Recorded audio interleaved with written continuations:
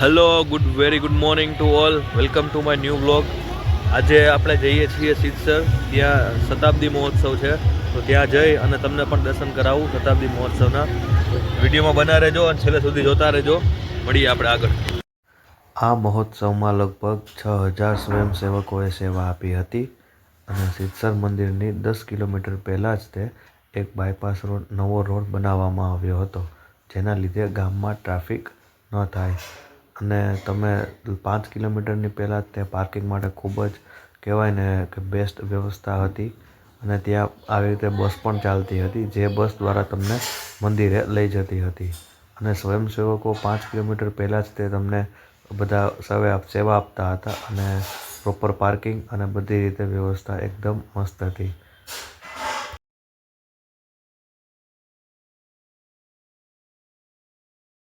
આ મહોત્સવમાં તમે જુઓ તો લગભગ 5થી 6 ડોમ હતા.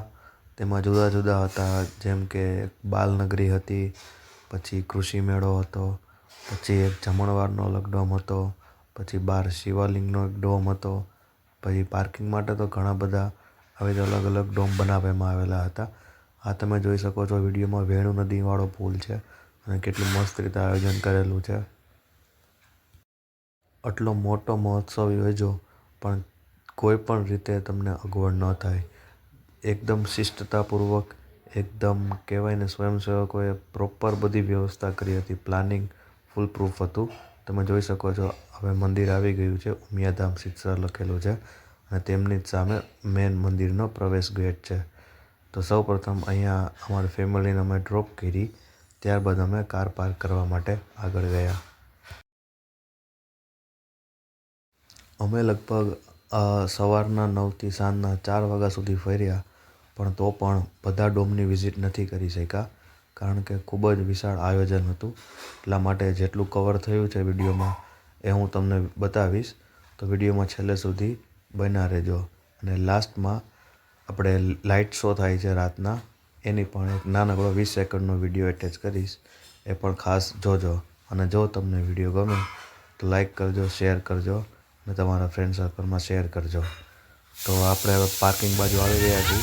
તમે જે રીતે જોયું, મારી પાછળ ગાડી પાર્કિંગની લાઈન છે, ત્યાં ગાડી પાર્ક કરી લીધી છે. હવે આપણે જઈએ મંદિરના ગેટ તરફ અને ત્યાં તમને બતાવું.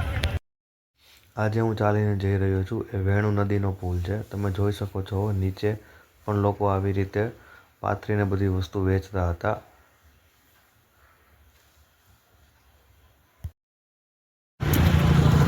ગાડી પાર્ક કરીને આપણે હવે જઈએ છીએ મેન ગેટ બાજુ. અને મેન ગેટથી આપણે મંદિરની અંદર પ્રવેશ કરશી અને ત્યારબાદ તમને બધે દર્શન કરાવીશ.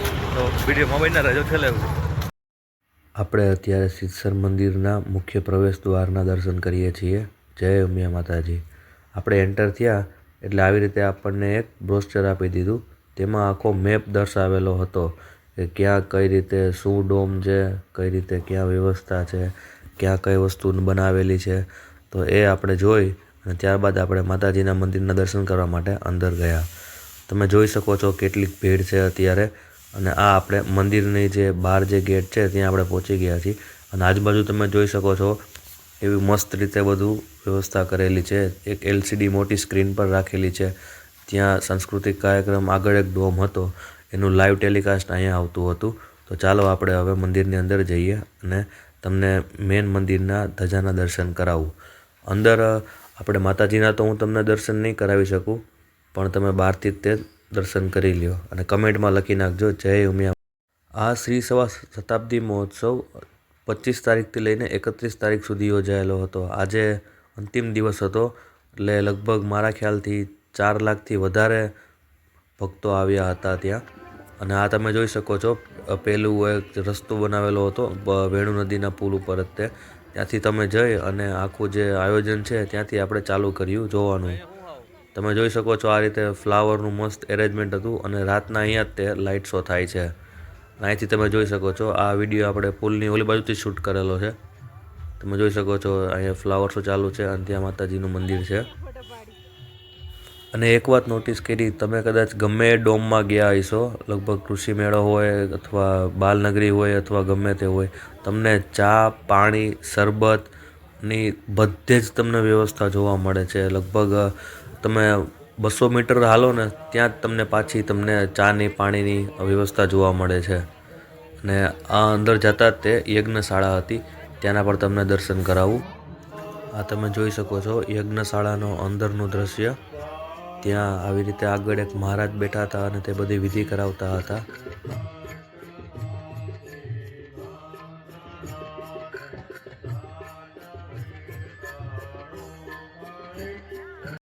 યજ્ઞશાળાની બાજુમાં જ તે માતાજીનો રથ રાખેલો હતો, ત્યાં દર્શન કરી ત્યારબાદ આપણે બાલનગરી બાજુ આપણે આગળ જઈએ. ચાલો હવે આપણે મનોરંજન મેળાની અંદર જઈએ અને ત્યાં તમને બતાવું.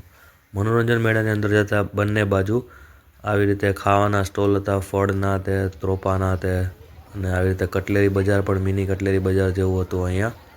અને આગળ રાઇડ્સ ચકડોળ ને બધું હતું. એક ડોમ હતો, ત્યાં ચારેય વેદ, અને એ ડોમની આગળ જ તે તમને અહીંયા નાસ્તા માટે પણ ફૂડ કાઉન્ટર્સ હતા અવેલેબલ.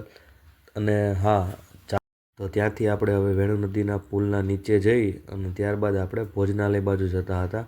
ત્યાંનો તમને હું વિડીયો બતાવું. તમે જોઈ શકો છો અત્યારે આપણે નીચે જઈ રહ્યા છીએ અને આજુબાજુ તમે જુઓ કેટલી ભીડ છે. અને અહીંયા પણ આવી રીતે બધા રેકડીમાં અને નીચે ખાલી પાથરીને બધું વેચતા હતા. વેણુ નદીનો પુલ ચડી અને જેવા આપણે ભોજનાલય બાજુ ગયા તો ત્યાં આખી એક અલગ વ્યવસ્થા હતી. અને એ ડોમની અંદર સભાખંડ હતો, પછી સ્વાગત કક્ષ હતું, 12 જ્યોતિર્લિંગના દર્શન હતા, બ્લડ ડોનેશન કેમ્પ હતો, ગ્રામ્ય સંસ્કૃતિ વિશે આખું એક એ લોકોએ બનાવેલું હતું મસ્ત સેટઅપ એ હતું. પછી ભારતીય સંસ્કૃતિનો એક ડોમ હતો, પછી આપણા ગામડાની જે લાઈવ જે ગ્રામ્ય સંસ્કૃતિ છે એના વિશે હતું. અને આવી રીતે ભોજનાલયની પણ વ્યવસ્થા હતી અને ત્યાં સ્વયંસેવકના ઉતરાની પણ વ્યવસ્થા હતી. ચાલો તમને હવે 12 જ્યોતિર્લિંગના દર્શન કરાવું.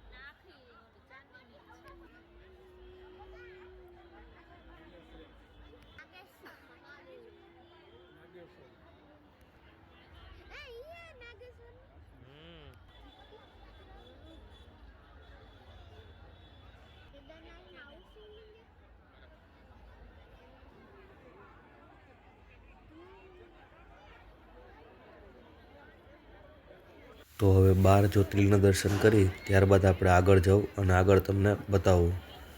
તો આગળ જતાં જ તે ગ્રામ્ય સંસ્કૃતિ જે મેં પહેલાં વાત કરી હતી તમને ત્યાં બતાવું. તમે જોઈ શકો છો વિડીયોમાં આવી રીતે માતાઓ રોટલા ઘડે છે, આવી રીતે જો પેલું શું કહેવાય છાશ બનાવે છે.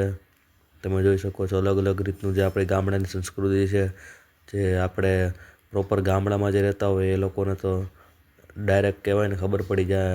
પણ તમે જોઈ શકો છો આ રીતે બધી વસ્તુ ગામડામાં થતી હોય એનું આખું એક લાઈવ પ્રેઝન્ટેશન ઊભું કરેલું છે. તો એ આખું એક ખૂબ જ સરસ એક પ્રકારનું એક ગોઠવેલું હતું, મસ્ત પ્રેઝન્ટેશન હતું આપણી ગ્રામ્ય સંસ્કૃતિને બતાવવા માટે. તો આપણે હવે લાઈવ ગ્રામ્ય સંસ્કૃતિ જોયા બાદ ત્યારબાદ તમને હવે ગ્રામ્ય સંસ્કૃતિ વિશે જે અહીં જે જૂના જમાનાની જે બધું વસ્તુ હતી એ બધું અહીંયા સાચવીને રાખેલી હતી. અને એના નામ અને એના ઉપયોગ તે એક પોસ્ટરમાં એની બાજુમાં જ ત્યાં રાખેલા હતા. તો આપણે તે જોઈએ હવે.